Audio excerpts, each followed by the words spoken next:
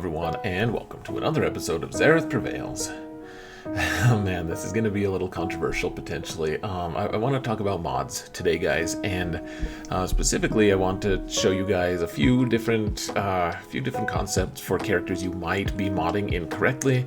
A few of them I want to show you guys how to kind of get the most out of your character without having to spend all of your mods. I know that we all need more speed mods. Like, we all want more speed on characters. In general, speed is great, but we don't always have that available. We just don't. And so I'm going to talk about these 11. I think actually there's a 12th one that I'm going to add at the end.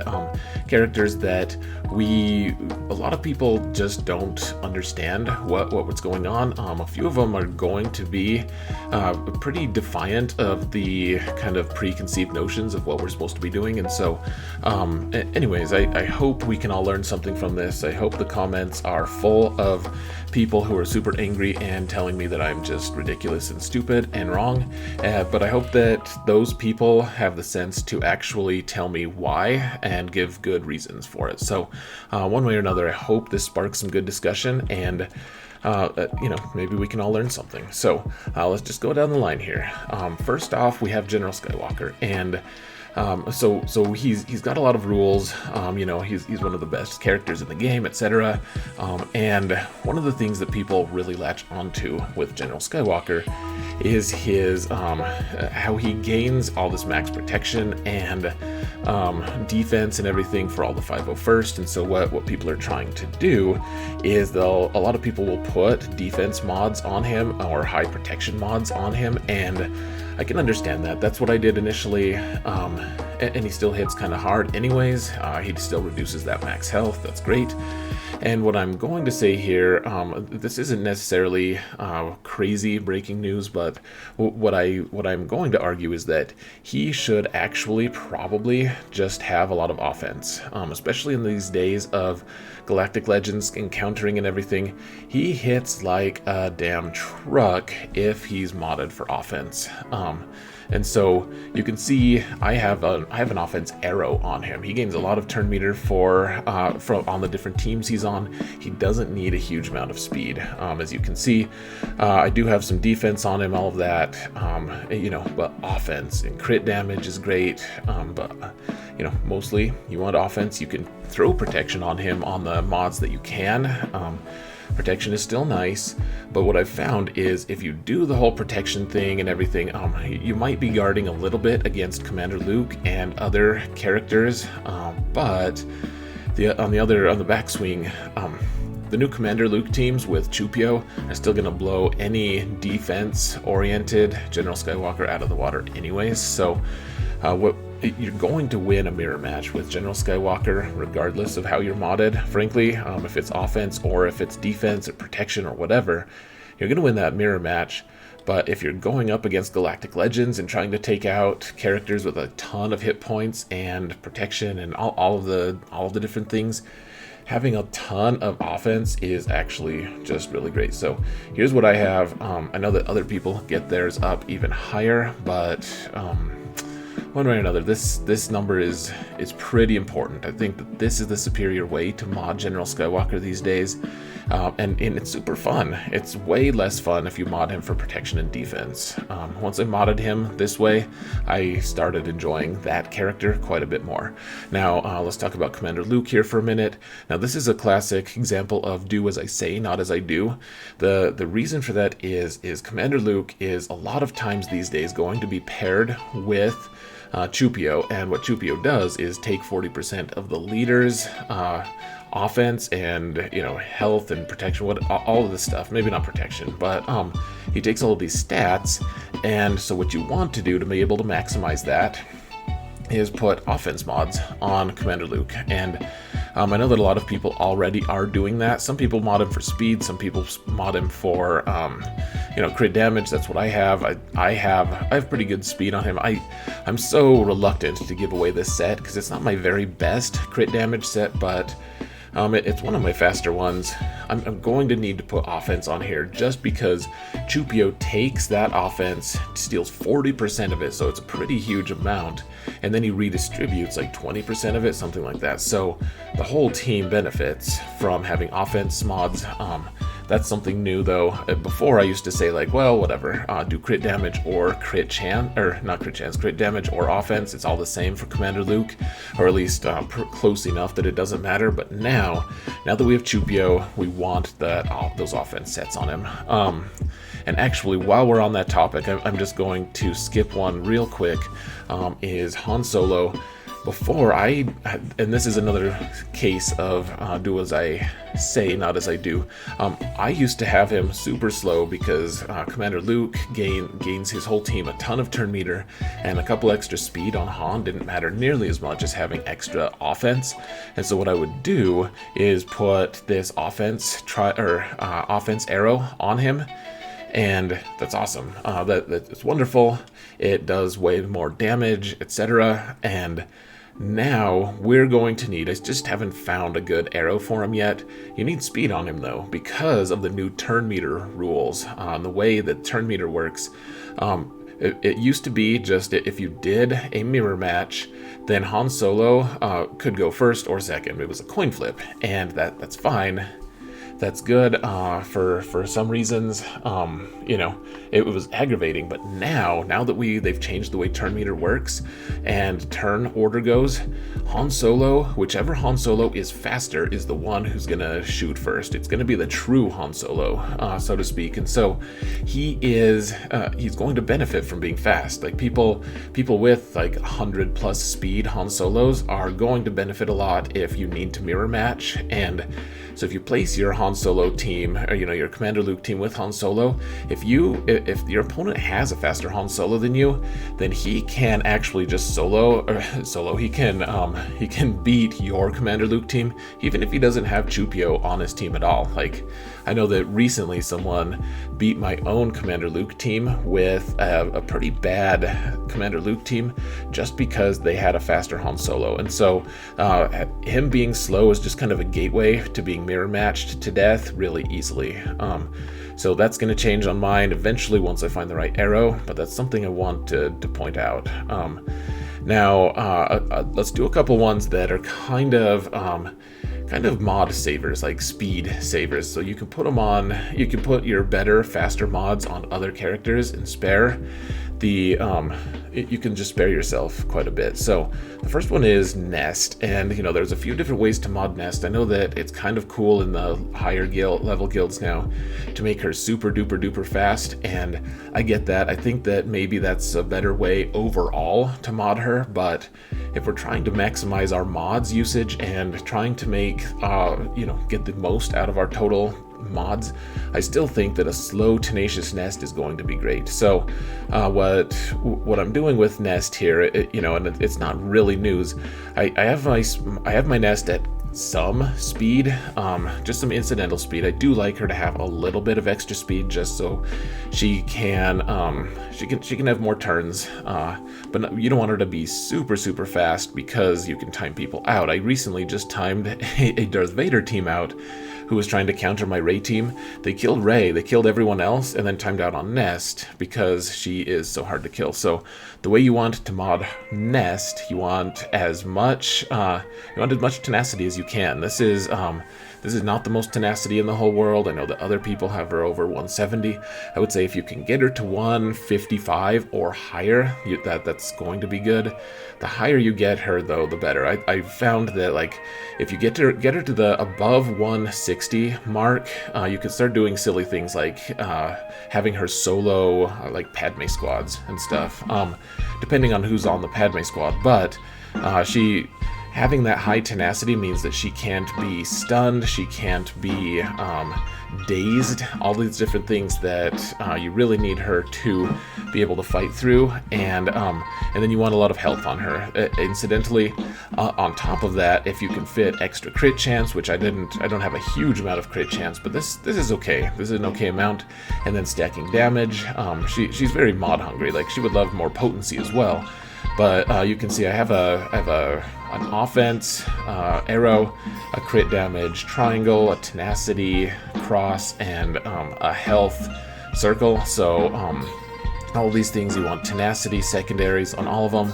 Nest is extremely mod hungry, but man, if you mod her well, she can be such a pain. And the awesome thing is, she doesn't need high speed mods, so you probably have these mods just laying around. You probably deleted a bunch of them, just sold them for 10k credits. Like, start regretting yourself.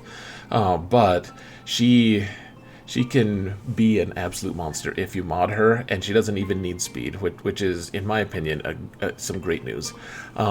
Similarly, Grandmaster Yoda, this is one that is more controversial, just because Grandmaster Yoda, he's great. There's a lot of different team comps that he's great on, and depending on your team comp, you might need him to be fast. Like, if he's on a Padme squad, he can't gain bonus turn meter, and therefore Grandmaster Yoda would need to be fast. Like, he really, really does want to be super fast, but if you're using him with Jedi Revan, or with Jedi Luke, or with other teams that aren't Padme, basically, the fact is, he gains so much turn meter. Like, so he does this move, and if he's with another Jedi, he gains a bonus turn. If he uses his basic that against his enemy, most times he is going to gain a bunch of turn meter as well. So if you hit someone with more than 50% health, then Yoda will gain 40% turn meter and foresight. But so if you're like on a Jedi Revan squad, you're calling him to assist. He's just going to gain 40% turn meter. You call him to assist again, and he's probably going to get another turn. Like, or even if you're using him in like territory battles, he'll attack a B1 and then he'll attack another one, because he has the special rule to attack again against B1, and then he gets another turn basically, because he's gained so much turn meter just by using his basic. Similarly, his battle meditation, he's gaining turn meter, so he doesn't need a lot of speed. The thing that I realized is, when he was back in the Jedi Knight Revan meta, he's instrumental, obviously. He's very good with Jedi Knight Revan. What I learned, though, is he used to have my very best offense set, like the really, really super fast one, like plus 145 speed, something like that. And when that team stopped being meta, I put a lesser offense set on him. I was like, let's just see how he is at lower speeds. And I noticed like 0 fall off. Like, he just gains so much turn meter that it's almost irrelevant how fast he is. So what I have for him is just pure offense. He doesn't have great crit chance on his own, and I know that a lot of people like to do crit damage triangles. That can be okay if you can make sure he gets the right buffs, but if he doesn't have crit chance up or something like that, like offense is going to work. He hits like a damn truck. He is super tough. I also have an offense arrow on here, and his total speed, guys, let's see. This isn't going to show you a great way. So my Yoda is at plus 65 speed, so he has a couple good fast-ish mods, but for the most part, like, he doesn't need speed. Would he be better with all of these stats plus and to add 300 speed? Absolutely. You want him to be fast, but you can see his damage, over 10k damage at Relic 5. Like, he's just really good without really fast mods. You just want a lot of offense on him. So that's what I did, and I don't regret it at all. Now here's another one that a lot of people misconstrue. B2 is a great character on the General Grievous squad. Of course he is. A lot of people put tons and tons of potency on him, and that's nice. He does give some really good debuffs, and I can't deny how effective it is to apply all those debuffs consistently. However, the fact is, he can be just shut down entirely if he gets stunned or if he gets dazed. Like, he entirely relies on being able to apply or get bonus turns. That's his real strength. The core of what he is being able to dispel debuffs or dispel buffs and do his AoE all the time as people are attacking Magna Guard and all these other characters. He's just constantly hitting them with his AoE, and eventually, like under Grievous, he's going to gain enough potency anyways that he's going to apply all these debuffs regardless. So what I have on mine, I should probably upgrade his cross to 6E, but that's not necessary. The thing is, you want him to be super tanky if you can, and you want him to be super tenacious. So mine has 165% tenacity, which is probably enough, 166 really, and on top of that, you just want a lot of protection on him, and then a crit avoid arrow. This combined with B1's crit avoid that he hands out makes B2 extremely tanky, really tough to shift, and so what'll happen is, like, Jedi Knight Revan will, he'll mark B2 eventually, and then if they mess up at all and do like an AoE, B2 takes a turn, does an AoE, and then eventually B2 takes another turn, and that mark goes away.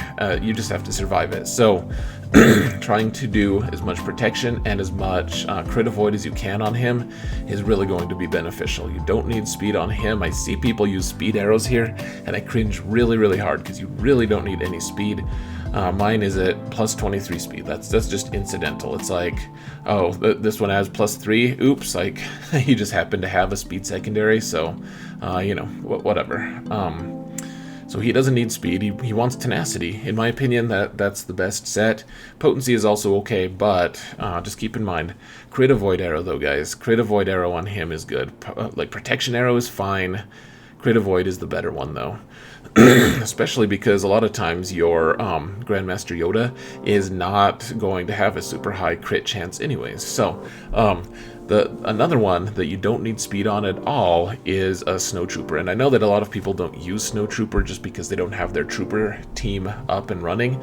But once you do, you can see I have a relic for Snowtrooper. My Imperial Troopers, he's by far the highest relic trooper, but I take out so many good squads. If you guys have seen my Grand Arena fights, you'll see that, like, my troopers, even at gear 12 and a couple of them at gear 13, they'll take out full, like, relic 5, relic 7 even bounty hunter squads, and the bounty hunters don't even get a turn, and a lot of that is because of Snowtrooper. Now, how much speed does he need?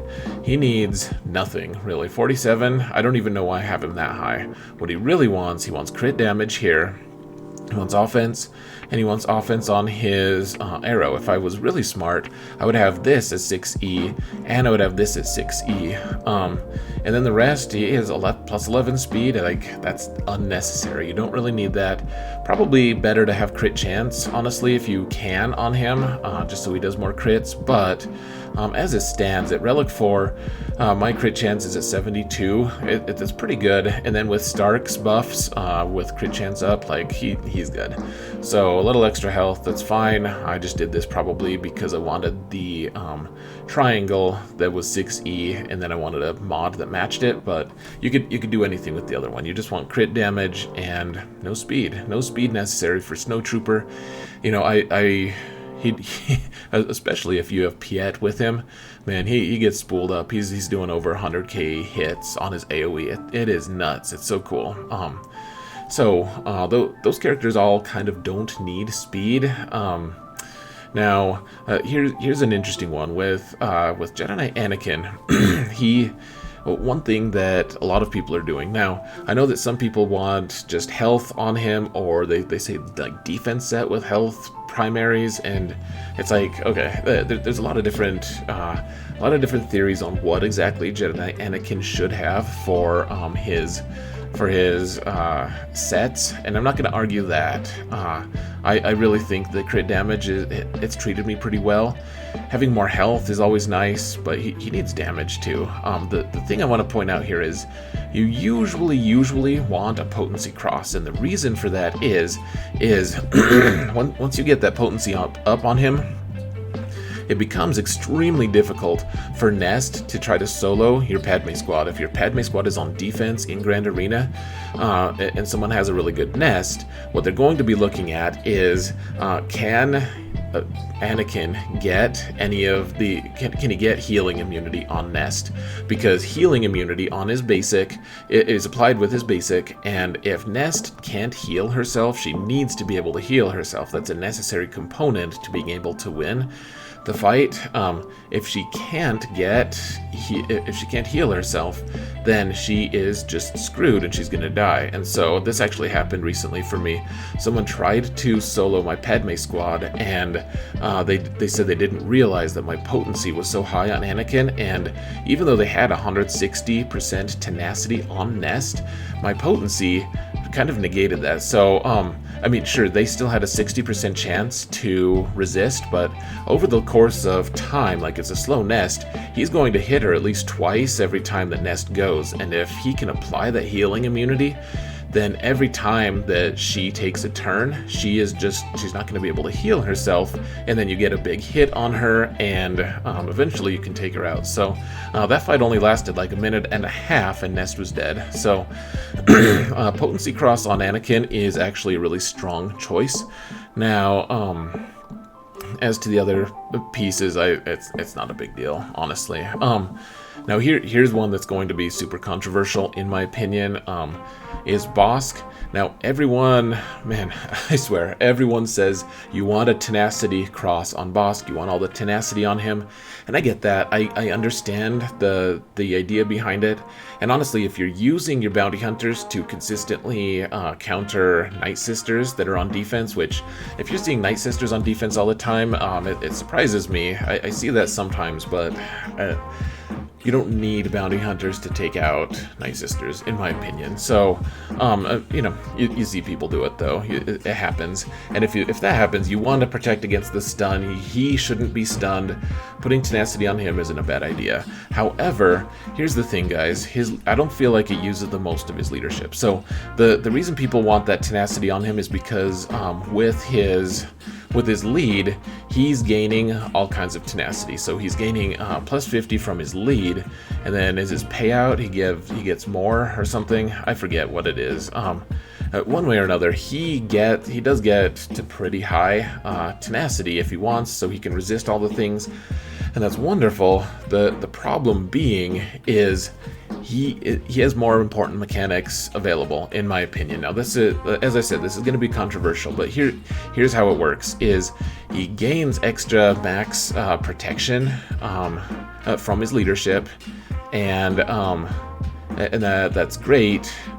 The other thing is, though, you also, when he's at full health, which means when they haven't chewed through your protection, so the more protection you have, you get this benefit, you gain plus 100% defense, which means that Bossk is a super, super tough guy to kill, especially if he's taunting, until he runs out of protection, and then people just run through him. So recently I just did like a roster review for someone, and they had they had all the tenacity on him, and they had him at what, I think it was like 70k protection, and that sounds good, but compared to my own Bossk, which is at 100k protection, it pales, especially when you're getting the plus 50% on top of that. It's a huge loss, and honestly, it's way easier to chew through a Bossk that only has 70k protection plus whatever 50% of that is. That he ends up at a way smaller protection level, and therefore your defense it stays really high for a long time. The other piece of it is you want speed on him in general, because if he goes first, then he can taunt, and then people are just going to shoot him, and it'll just bounce off of him. So I have a speed set on him. Yes, he can be more tanky if he has defense set. That's fine if you can make him super fast, but the fact is, some speed is nice. Being able to outspeed like trooper teams is nice. Though, I mean, it can be difficult as well. But having speed and protection on him, in my opinion, that's the best way to do it. Some tenacity is okay, that's fine. It's not the end of the world, but I think speed, and protection. That's how you do Bossk. That's how I've done it, and I use my bounty hunters to pretty great effect, in my opinion. So, Bossk with protection and speed, not tenacity. Don't put tenacity on him, especially that cross is detrimental. Just protection. Okay, here's a really quick one. Zeb, man, I never get tired of seeing people say things like, man, Wampa is a hard counter to Phoenix. Just use this Wampa solo. Use Wampa to kill Phoenix, and that works sometimes, and sometimes it just fails so hard because Zeb dazes, and then Wampa doesn't get his counters, and then Zeb hits him again, and he's stunned, and then Phoenix just kill Wampa. And if you look at swgoh.gg, you'll see that Wampa's trying to solo Phoenix only works like 50% of the time. So, it works 50% of the time all the time, or every time. But the fact is, all Zeb wants, he just wants potency. So put potency on him. I don't have good mods on him. I don't use Phoenix hardly ever. But if you're in the stage of the game where you're going to use Phoenix, put potency on him. Like that, his important thing is getting that daze and then getting that stun. That's how you use Zeb. Similarly, if Nest tries to solo this team, she's going to have a pretty hard time if he has her dazed and stunned all the time. She's not going to get many turns, but she's going to probably time out against your Phoenix. So that's how you do Zeb. Not a greatly used character, but he is very important. One of the final ones I want to talk about is Jolee, and one of the things that people don't realize, so you see him like, okay, you want a lot of health on Jolee. That's great. Some of his kit really benefits from that health. People are healing based off of his max health, all of this stuff. And so you think, okay, all health mods plus you want all health mods plus like protect. You want all health mods plus health primaries, and the fact is, so yes, he does like health. He absolutely does like health. He wants a little speed too, sure, that's fine. Though he'll gain turn meter from other things for his team. The other thing that people don't realize, he really gains a lot from having a lot of tenacity, and I'll show you guys in a minute.